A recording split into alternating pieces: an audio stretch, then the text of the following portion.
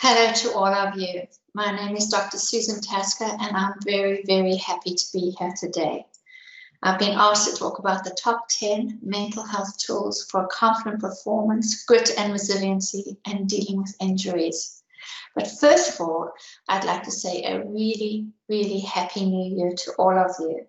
And also to say that even though we're in this virtual community right now, I really am trying to imagine all of you here, even if it were just as little squares in front of me on my screen.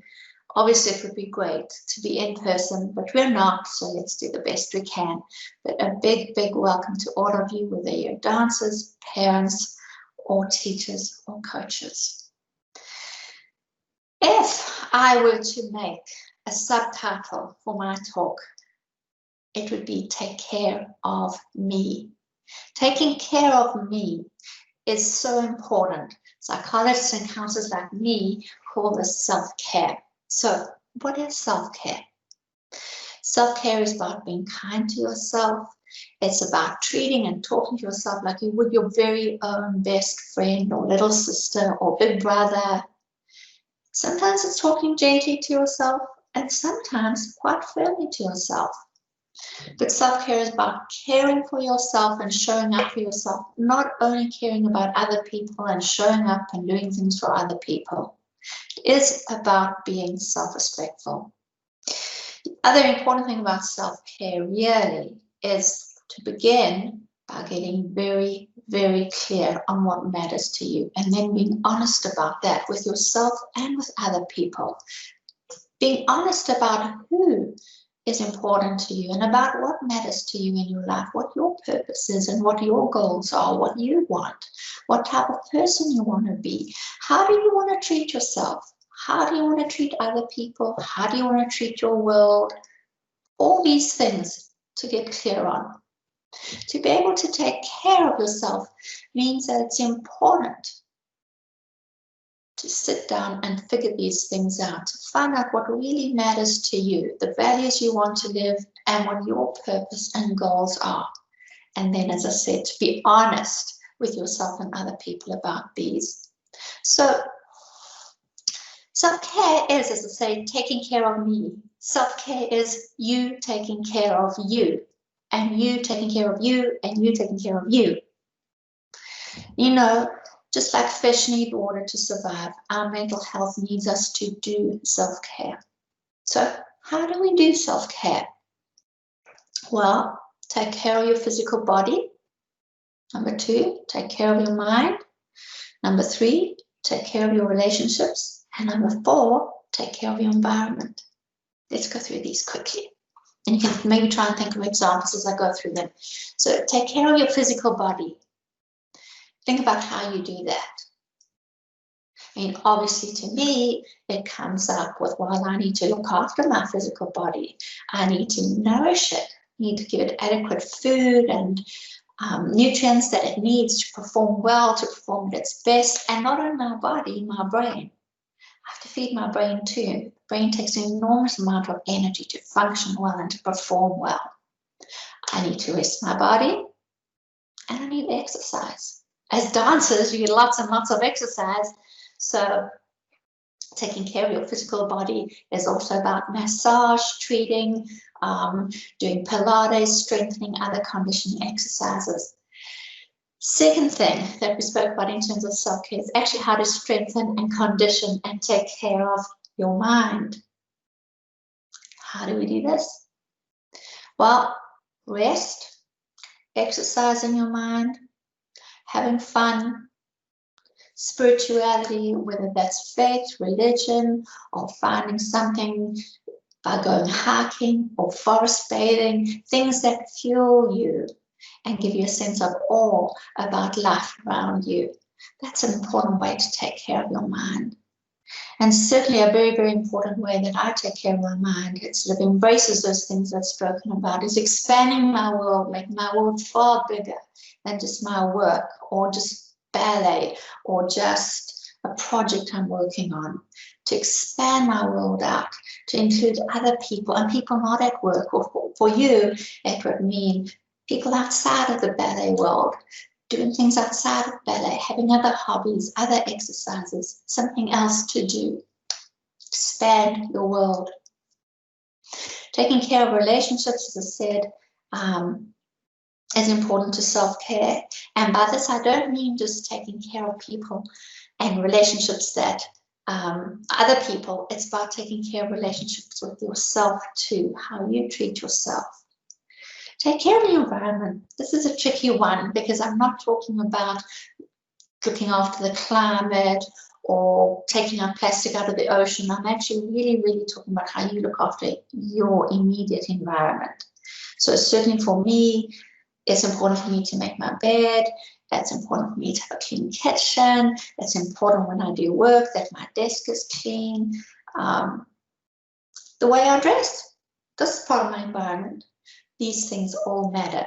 So again, taking care of ourselves involves 4 things. Taking care of my physical body, taking care of my mind, taking care of relationships, including the relationship with myself, and taking care of my immediate environment.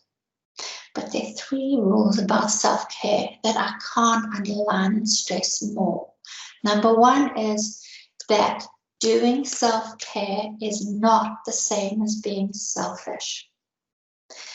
And maybe I can give 2 examples to help you understand this. Many of you who have flown on airplanes will know that the air hostess comes over and says at some point, about oxygen masks, to put them on yourself first before putting an oxygen mask on a baby or a person next to you. Put it on yourself first, because if you don't have oxygen, you pass out, you won't be able to help anybody. So putting on your oxygen mask first is not about being selfish. It's about actually respecting yourself enough so that you're available to help other people. Another example is our heart, actually. Part of the heart's job, a very big part of it, is to be the place where all carbon dioxide rich blood comes back up into the heart, and it's the heart's job to send it up into our lungs where it gets recycled and refreshed with oxygen, and then that recycled, refreshed blood comes down into the heart.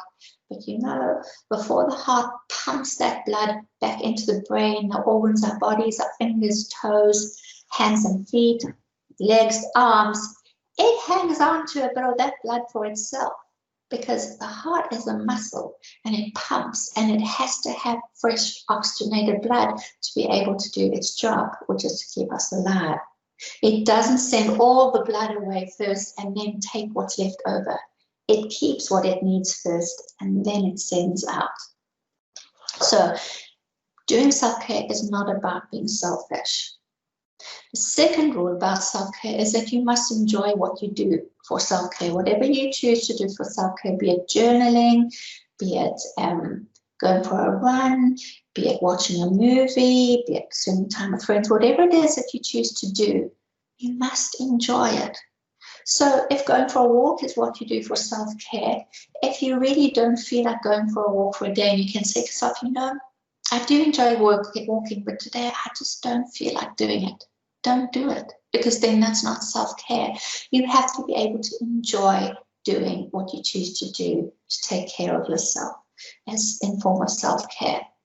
The third rule about self-care is that when you've finished doing whatever it is that you've done for self-care, you must feel good about it, energized by it or refreshed by it, not guilty by whatever it is you've done. Because if you do things that you feel you should be doing, or do things that make you feel guilty after you've done them, don't do them, because then that's not self-care. Now, for the rest of our time together here, I'm actually going to focus on the second piece of self-care, which is taking care of your mind, or what some people think of as our mental health. Now, I was asked to share my top 10 tools for mental health that competitive dancers can use, but 10 is a lot to remember. So I'm going to bend the rules a little bit and flex them a little bit, and I'm going to talk to you about one extremely powerful skill for taking care of your mental health, and I'm going to give you my top tool to remember this. The extremely powerful skill I want to tell you about is psychological flexibility. And to dance and perform well, we need to have physical and psychological flexibility. So what I mean by psychological flexibility, in plain English, it really, really means that I keep doing the things that matter to me or that keep me moving towards my purpose and goals, despite any uncomfortable and painful and irritating and difficult thoughts, feelings, urges, cravings, memories, sensations that my mind is broadcasting to me. So being psychologically flexible is not about trying to change or get rid of negative thoughts or uncomfortable thoughts or feelings, or about reframing them, or about thinking positively even. Psychological flexibility is about just noticing them, letting them be, and getting on with what matters to us, doing what we need to do to get where we want to go. So my top tool that I want to give you is actually something we do in ballet, and it's called a plie. You know, think about the plie for a moment. It's one of the very, very, very first things we learn to do in ballet. Why? Why is the plie something we learn to do in our very first ballet classes? Well, simply put, we really actually couldn't even dance without being able to do a plie. Just think about that for a moment. A plie is a very flexible movement. We use a plie to jump, we use a plie to land. It powers our jump and it absorbs the shock of our landing. We can do a plie in all 5 positions of our feet. We can do a grand plie, we can do a demi plie. The flexibility of the plie is essential for us to dance and perform well and safely. And learning how to be psychologically flexible will help you to take care of your mind and to dance and perform well and safely too. It will help you to get out of your head and into your body, to find your center. That's what it will do. Being psychologically flexible as a dancer will help you free your mind, body, and spirit so that you can perform with all of who you are and with all your potential. So let's think about the plie for a little bit, quick little bit.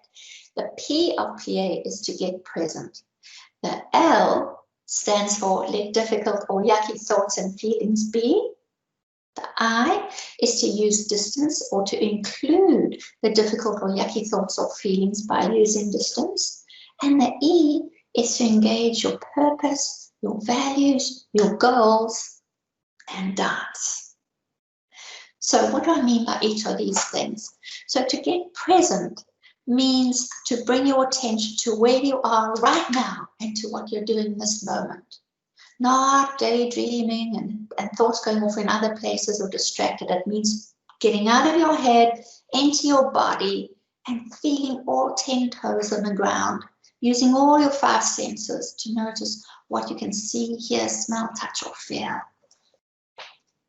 So one quick and easy way to get present when you're losing focus or feeling overwhelmed or anxious or have an urge to do something that would take you off track to where you want to go is really kind of like pressing the pause button. So you press pause, stop for just a moment, and whether you're sitting on a chair like you may be sitting on a chair now, or whether you're standing like you may be in a ballet studio, stop just for a millisecond. Press pause and stop for a millisecond. Then actively see if you can press each toe into the floor, one by one, until you can feel all 10 toes on the floor. And when you've got 10 toes on the floor, flex your fingers, shake your shoulders if you can, bring your attention back into the room, move on, and do what you need to do next.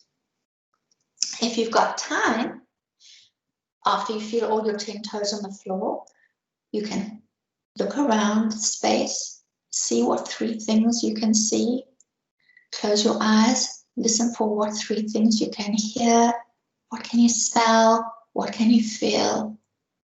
And then when you've done all that, come back into your body and focus. You can choose what you want to do next. And guess what? Really, as ballet dancers, we've all been taught how to get present. We learned to stand in first position, put our arms into bra bar, get ready by doing a breathe and go. Dance, whatever it was, point the feet, do a demi-plie, party polka, gallop, begin a développé, but beginning by getting ready, pulling the shoulders down, taking a deep breath, and come back. That's all about getting present, ready for action. So getting out of our heads by getting present is key to a good performance. The L of plie is letting difficult or yucky thoughts or feelings just be. Just notice them, let them be. Don't fight them.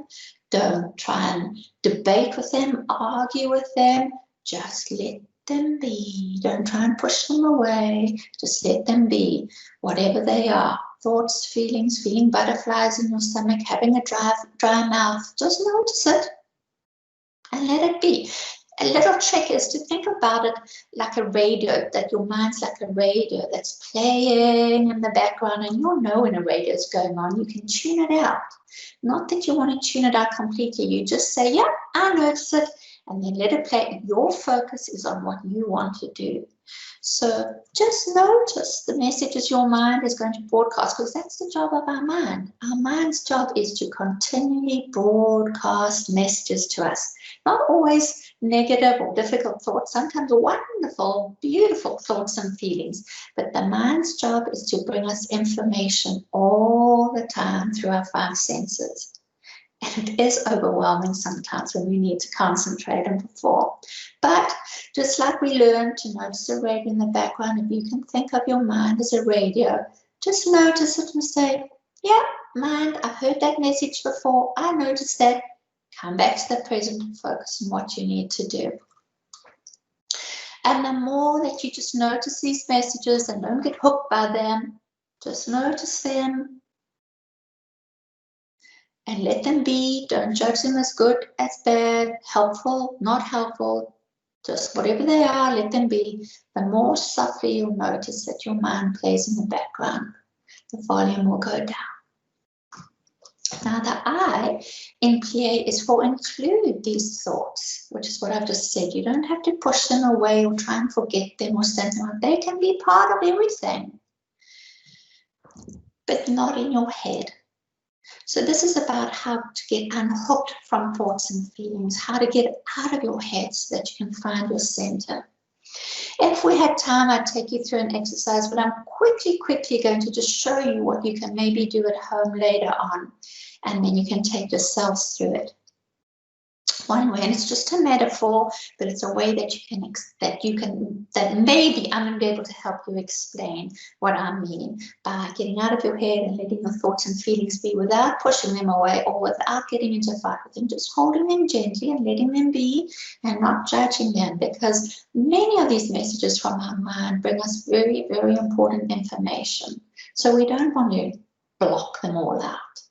So something you can do is get a blank piece of paper and think about all the things that your mind tells you that aren't helpful. And so right now I'm feeling nervous. I'm thinking, oh gosh, oh my word, what if I forget what I want to say? Or what if the dancers and their teachers think this is such a dumb exercise, or this is stupid, or it's wasting their mind? All these things are coming to my head, and I'm not judging them. I'm not getting caught up by them. I'm just letting them be, come and go like clouds in the sky, because right now I actually want to perform well for all of you and share this helpful information. So something six that you can do is get a blank piece of paper and then take a pen and write down messages as they come into your mind. Just take some time, and it can take you 2 minutes, it can take you 30 minutes. It really doesn't matter when you want to do this exercise, but you can write down all sorts of messages about your ballet, about your dancing, about all sorts of things. So let's say it's about ballet. You can write this all down there. Then when you've got them all written down, let's give you an example of what it will be like if we got hooked by these messages. Okay, and you're going to notice three things. First of all, you're going to notice how difficult it is to see what's in the present. So let's see here. If I get hooked by these thoughts and feelings and they ride in my head and I'm completely in my head, then it's not, I can't even see my screen at the moment. I can't see anything going on either side of me. I can see a tiny little bit what's happening below me, but I really can't see. I'm missing out on so much. If someone were to walk in front of me, or cute little puppy, I wouldn't even notice it. If the ocean was in front of me, if I was sitting on the beach, but I was hooked in my head, I wouldn't even be able to see the sea right now. And if I was in the studio and my ballet teacher was demonstrating a pirouette or a développé, I would not see anything. This is what it likes to be. This is what it feels like to be hooked when we're completely in our heads. This is pretty much how disconnected and cut off we become from what is right in front of us. Opposed to that, what if I just gently took this piece of paper with all the thoughts and feelings and just put it onto my lap, gently put it onto my lap. I've got my hands free, my arms are free, I can see all around me. I'm free to engage with you, I can connect with you, I could see my ballet teacher, I could see the puppy, I could see the ocean, I could hug or pet the puppy. I'm free, but notice something. All those yucky thoughts and feelings and images and memories of, oh my gosh, what if I forget my words? What if I fall on my pirouette on the stage? They haven't gone anywhere, they're still here, but I'm just holding them gently on my lap. Just put them down. Now, a trick when I've done this exercise with ballet dancers in the classroom in workshops, after I have them try and do pirouettes like this or grand jetés or dance, and you can imagine it's not very easy to do it like that. So then, instead of putting them in their lap, because to dance, we have to be able to move and dance. We can't exactly be sitting with them in our lap. What we've done in the classroom is we've taken this piece of paper with all their own thoughts and feelings and worries and memories and cravings and sensations, and we fold that piece of paper up into a tiny little piece as small as they can. And then in the studio, in the classroom, that they've taken this piece of paper as small as they can. I hope you can see this. And they've tucked it into the elastic band on their leotard, or even into the leg of their leotard, or down into the front of their leotard, into a bra if they're wearing a bra. And they can wear there, and then they are free to dance. But those thoughts, feelings, they're right here. They haven't done anything with them. They're not fighting them, pushing them. They're just letting them rest there in their tutu, in their leotard, and dancing freely despite all those thoughts and feelings. So it's just a metaphor, an example, but it's very helpful for you, I hope, to be able to picture it like that. E in the plie, P-L-I-E, is to engage your purpose, your values, your goals, to really take committed action, to do them, to go for it, to do what you want to do, to dance your heart out. So taking committed and focused action is about doing what you need to do right now or today to get closer to where you want to get. Off the stage and outside of exams or auditions, an example of taking committed action is maybe coming back again and again to what you need to do to move closer to your goals. Even when you get pulled off track by an injury or a disappointing performance, despite this injury, what can I be doing to keep myself moving there? Is it stretching? Is it going to physio? What is it that I can keep doing every day despite this injury so that I can be ready to get back?